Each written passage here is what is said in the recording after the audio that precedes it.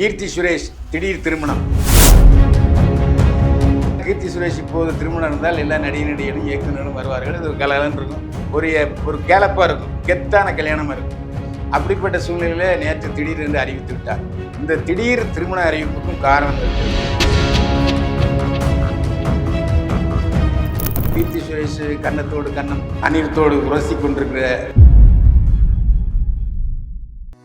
கவலையின்றி சுவாசியுங்கள். உலகின் தலை சிறந்த மருத்துவர்கள் உங்களுக்கு சிகிச்சை அளிக்கிறார்கள். நுரையீரல் அறுவை சிகிச்சையில் உலக விகிதத்தை விட அதிக வெற்றி.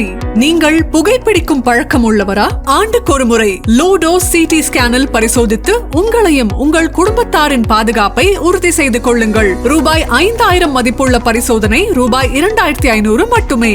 தங்கம் மருத்துவமனை, நாமக்கல் மற்றும் கான்பூர்.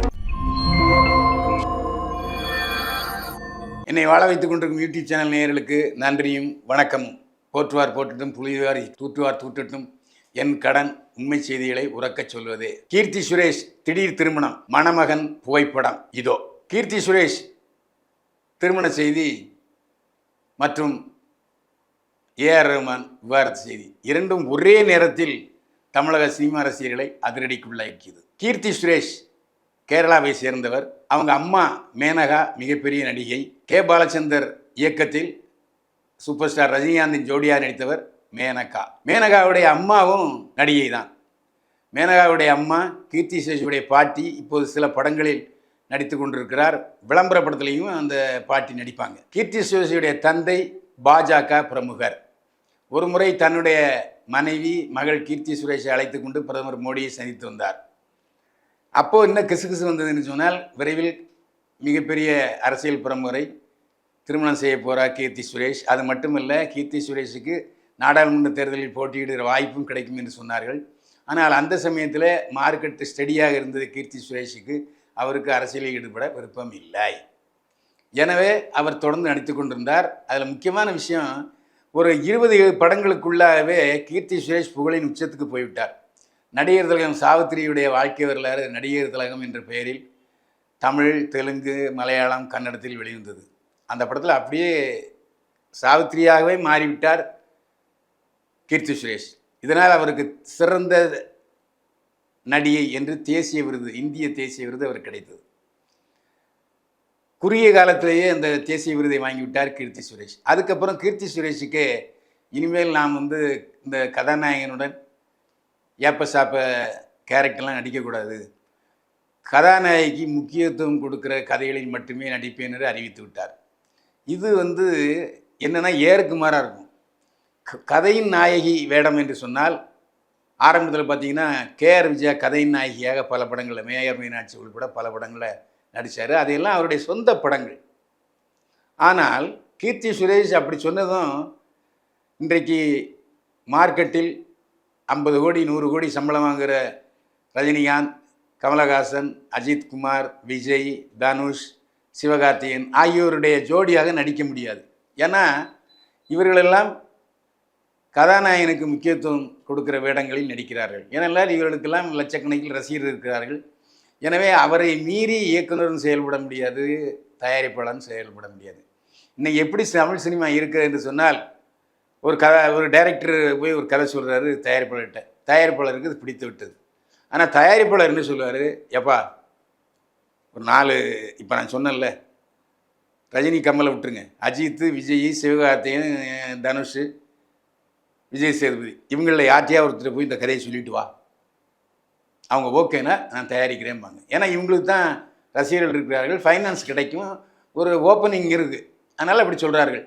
ஆனால் கதாநாயகிக்கு முக்கியத்துவம் கொடுக்குற கதையை போய் கதாநாயகர்கள்ட்ட எப்படி சொல்ல முடியும்? இப்படி ஒரு சூழ்நிலையும் வருகிறது.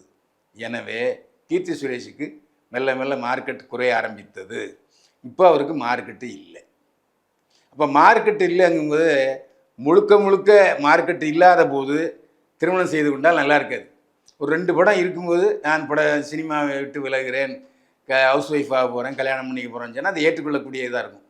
ஏன்னா கீர்த்தி சுரேஷ் இப்போது திருமணம் இருந்தால் எல்லா நடிகர்களும் இயக்குநர்களும் வருவார்கள். இது ஒரு கலகலன்னு இருக்கும், ஒரு கேலப்பாக இருக்கும், கெத்தான கல்யாணமாக இருக்கும். அப்படிப்பட்ட சூழ்நிலையில் நேற்று திடீர் என்று அறிவித்து விட்டார். இந்த திடீர் திருமண அறிவிப்புக்கும் காரணம் இருக்குது.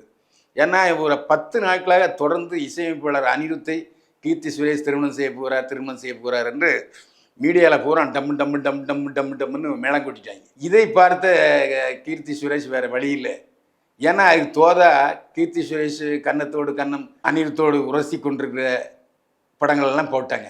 ஆனால் எனக்கு தெரியும், ஏன்னா கீர்த்தி சுரேஷை மருமகளாக அனிருத்துடைய அப்பா ஏற்றுக்கொள்ள மாட்டார். ஏன்னா அனிருத்தோட அப்பா ரஜினிகாந்தோடைய மச்சான், அதாவது ரஜினிகாந்துடைய மனைவியின் அண்ணன்.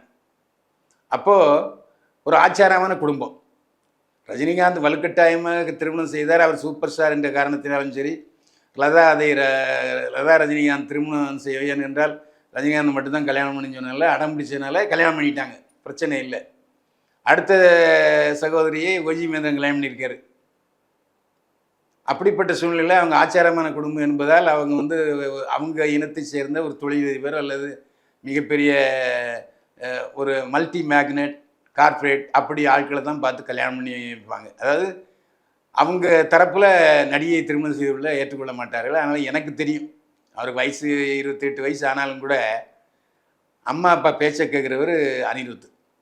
அந்த அடிப்படையில் 10 நாளாக இப்படி தொடர்ந்து நம்மை பற்றி திருமணம் செய்து வருகிறது என்பதற்காக அதுக்கு முற்றுப்புள்ளி வைக்கணுங்கத்தான் தடாலடியாக நான் திருமணம் செய்து கொள்ளப் போகிறேன், என்னுடைய கணவன் பெயர் ஆண்டனி டாட்டில் அப்படின்னு சொல்லி அறிவித்தார். இந்த ஒரு வரி செய்தி தான் நேற்று வந்தது. இப்போ தான் நம்ம ஆட்கள் துருவி தோளாவி யார் என்னன்னு கண்டுபிடித்து விட்டார்கள். அவருடைய படத்தையும் வெளியிட்டிருக்கிறார் கீர்த்தி சுரேஷ். துபாயில் மிகப்பெரிய தொழிலதிபர் கேரளாவை சேர்ந்த ஆண்டனி டாட்டில். ஒரு 13 வருஷமாக இருவருக்குள் காதல் நீடித்து கொண்டே வந்தது. இப்போ காதலுடைய கிளைமேக்ஸ் திருமணம். காதல் முத்தி போனால் அப்புறம் என்ன, திருமணம் செய்ய வேண்டியது தான். அதனால் மிகப்பெரிய தொழிலதிபர் ஆண்டனி டாட்டிலுடைய மனைவியாகிறார் கீர்த்தி சுரேஷ். டிசம்பர் மாதம் கோவாவில் இந்த திருமணம் நடக்குது. ஏன் கோவாவில் நடக்கிறது என்று நினச்சோன்னா, கோவாவில் மிகப்பெரிய சர்ச் இருக்குது. ஆண்டனி டாட்டில் கிறிஸ்தவர் என்பதால் கிறிஸ்தவ முறைப்படி சர்ச்சில் திருமணம் வச்சுக்கொள்வார். ஆனால் இந்து பெண் கீர்த்தி சுரேஷ் கிறிஸ்தவராக மாறப்போகிறாரா, இல்லை கிறிஸ்தவத்தில் கல்யாணம் பண்ணிக்கிட்டு மோகன் டாட்டில் கேரளா கூட்டு வந்து கேரளாவில் குருவாயூர் கோயிலையோ இல்லை வேற ஒரு கோயிலையோ திருமணம் செய்து கொள்ள போகிறாரா என்பது நமக்கு தெரியாது.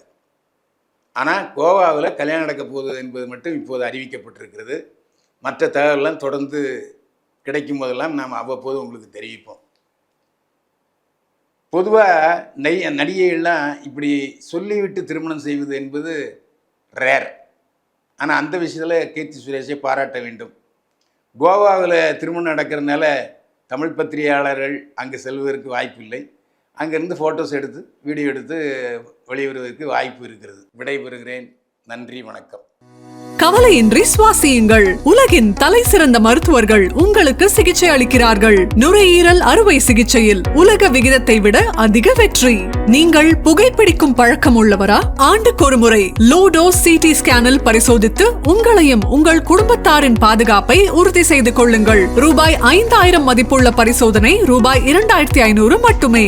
தங்கம் மருத்துவமனை, நாமக்கல் மற்றும் கான்பூர்.